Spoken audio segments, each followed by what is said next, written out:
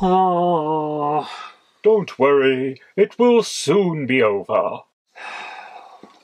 That's easy for you to say. You don't have to review it. True, but even so, it's a short game, so it'll be quick. But it's bad, it's so bad. You've reviewed bad games before, you can do it again. Come on, stiff up a lip and all that. You know, I've never understood that phrase. What good is a stiff lip? What are you going to do? Deflect from incoming farts? Maybe put up your shield against a particularly nasty slice of cake? You want some cake? Okay, if you do the review, I'll get you some cake. You know what? Deal.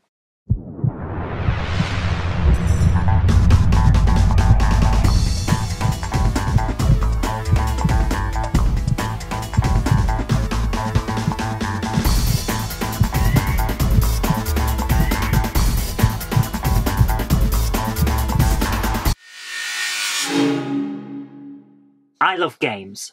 I love looking at games. I love talking about games. I love playing games. But there is one game that I never play. One game that nobody should ever play. I've played some crap in my time. Things like Crazy Frog Racer, which I thought nothing could top, or perhaps even Count Duckula 2, which I maintain is not a game. It's a violation of the Geneva Convention that someone caught on audio tape. But nothing could prepare me for what I'm going to show you today. How can you prepare for something that has legitimately set out to be the worst thing you can ever experience on a gaming console? What we're looking at today is a game so bad that for a long time no one was sure how many copies were actually sold, or even if it was legitimately released. But apparently it was. Photographs of the game in its packaging have emerged since the early days of YouTube and angry game reviewers taking a look at this thing. So it really was put up for sale by real people. People who genuinely thought they could charge money for this thing. People who thought they could sleep at night after subjecting others to this monstrosity. What monstrosity is that? Well, I think we all know. It's Hong Kong 97, a game so bad that there is no legitimate reason to play it. But here's the thing. Legitimate copies of this are exceptionally rare. While it was able to be bought at one time, it was never an official Super Nintendo release. Hell, it barely came out for the Super Famicom in its native Japan.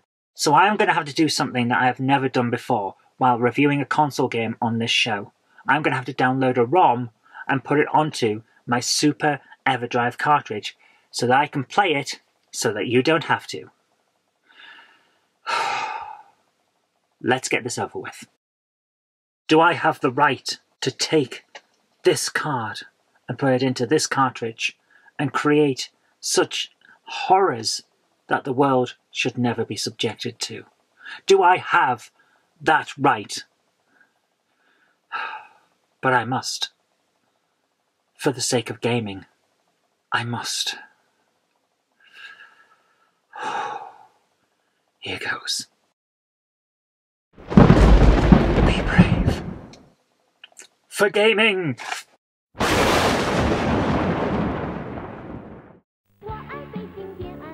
The game starts off innocently enough with a language selection screen. We can choose to play in Japanese, Chinese, or English. I'm going to choose English because, well, if you're watching this video, we can all speak that.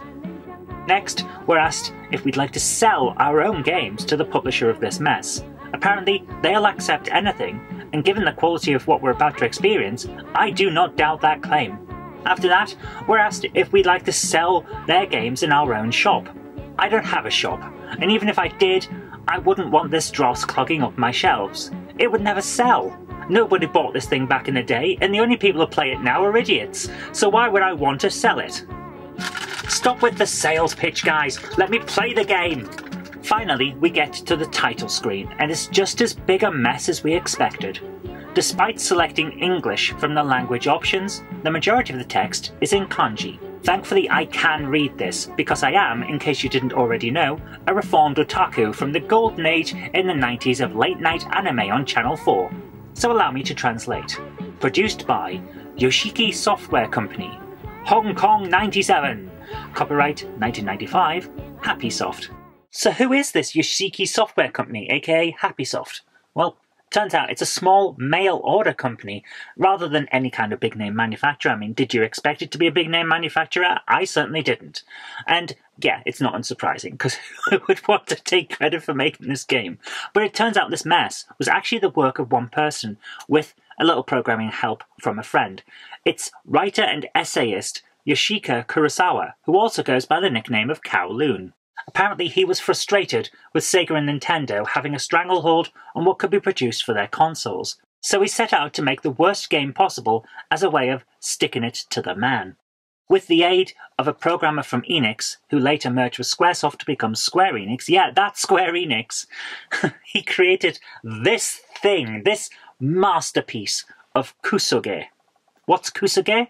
Well, it's hard to put down in one particular word, because it kind of translates in multiple ways depending on context. You'll find out a lot if you ever look into Japanese. But basically, kusoge can be described as, let's put it, as shitty game. Let's not beat about the bush. It's a shitty game, and it's definitely true here. But that's not the only way that you can translate this. Allow me to explain with the help of my chibi friend. Okay everyone, it's time for class. Today we're learning what a kusoge is. Pay attention because I don't want to repeat myself. Kusoge evolved from the Japanese word kuso, which basically means feces, and it became a quick and dirty means of translating a lot of Western swear words into Japanese. You can use it in place of and without any problem. The thing is, when it landed on the internet, the word transformed. Many slang pages on the Japanese side of the World Wide Web use it less as a curse word and more like punk scenes in the West used a lot of terms. Kuso became synonymous with parodies, or even something incredibly campy. If you ever see a weird meme on Facebook or Twitter that's actively taking the piss out of something that the author clearly has some level of fondness for, you might see that described as shitposting, but a Japanese reader might simply call it kuso, and that has pretty much the same meaning. So what's a kusoge? Well, it's a compound word from kuso, which we've already discussed, and gim, which is a word the Japanese borrowed during the American occupation of Japan after World War II. Gim is literally just the Japanese word for game. In this situation, a video game. So when you combine them together, kusoge could be translated as shitty game, parody game, outrageous game, or even if we use the Western internet vernacular, shitposting in game form. Here ends the lesson. Thanks for watching. Well, that was unnecessarily drawn out, but nevertheless, we now have what we're talking about. Kurosawa was annoyed by what the game industry had become, and he set out to parody it in the most in-your-face way possible with this thing. He made a terrible, terrible game.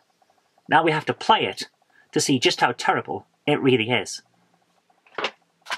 Before every single play of the game, whether you just want to get into the action or not, the plot is explained in a series of still images with awfully translated English underneath. Apparently, the year is 1997 and the British are about to leave Hong Kong, marking an end to the old British Empire and letting the Chinese in to control the island again. Apparently, this causes the crime rate to skyrocket because, in the English version at least, a herd of ugly reds are massing on the border, ready to sweep into Hong Kong. Now you might think calling a large crowd of people a herd is wrong, and you'd be right. The correct term is crowd, or maybe, if you want to suggest it could get violent, a mob. To call a group of people a herd really implies that they're animals, not people.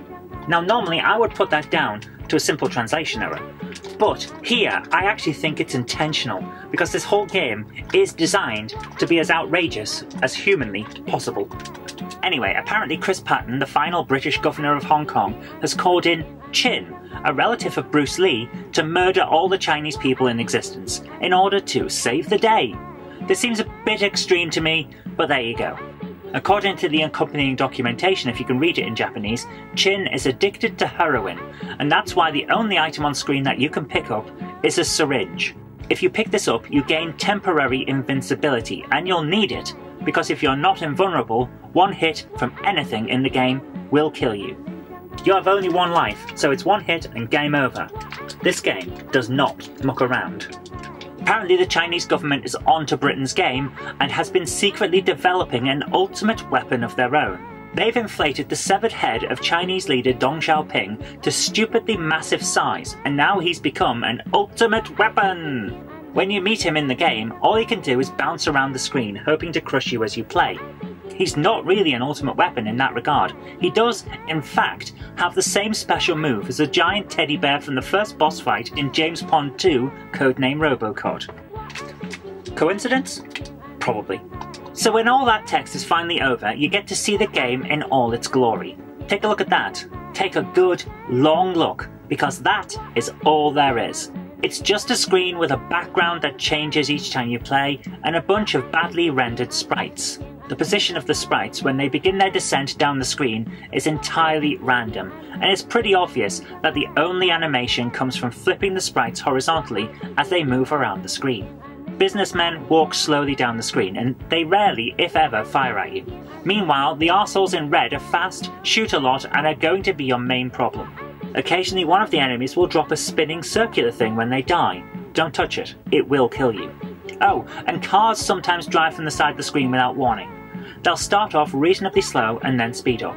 I do not know if you can kill them, they just seem to absorb all of the damage that I've ever been able to land on them.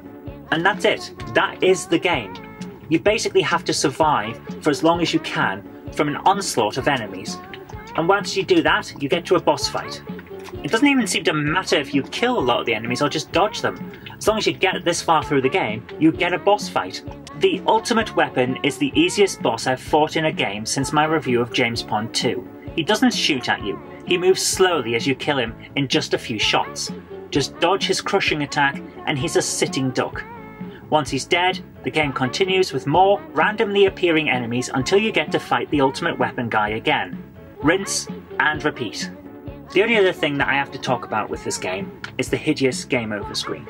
It's a picture of a real dead body, ripped from a Japanese shock video called New Death File 3, and it has the words "Chin is dead" written on it in kanji, with "Chin is dead" in English in the bottom right corner. The image is taken from footage of the Bosnian Civil War in 1992, and it's of an as yet unidentified victim of that conflict. Out of respect for the dead, and also out of basic common decency, I won't be showing it to you here. So yeah, I think we can safely say this game succeeded in its mission. It is really a completely awful game, and it absolutely deserves the moniker Kusage. Whether you want to translate that as outrageous or just shitty is up to you, but in my view, it fits both. Just don't play this game, seriously, it's bad. It's really, really bad. It's set out to be as bad as possible, and it's succeeded. There is no inherent value to playing this game, and it won't make you feel good. It won't make you feel accomplished when you finish it, if you ever can finish it. It's just bad. It's a protest game, a game designed to shock and stick it to the game companies that ruled the roost back in the early 90s. That's why it's so obnoxiously bad. It's why it's so short and why it's so repetitive. It's why the short loop of the soundtrack is "I Love Beijing Tiananmen," and it's the only music in the game. It loops constantly, it never stops even if you reset the game, and why it's absolutely meant to drive you crazy. To misquote Kenny Everett, it's all in the worst possible taste, and it's absolutely done by design. But the thing is, it made its point years ago. It's just now languishing in notoriety. So don't play it. You know what? Sod it. Don't play it. Go and play something more worthwhile, like 52 Card Pickup or Count Duckula 2. In fact, don't play Count Duckula 2, and don't play this game either. Take care, happy gaming, play something else. Bye!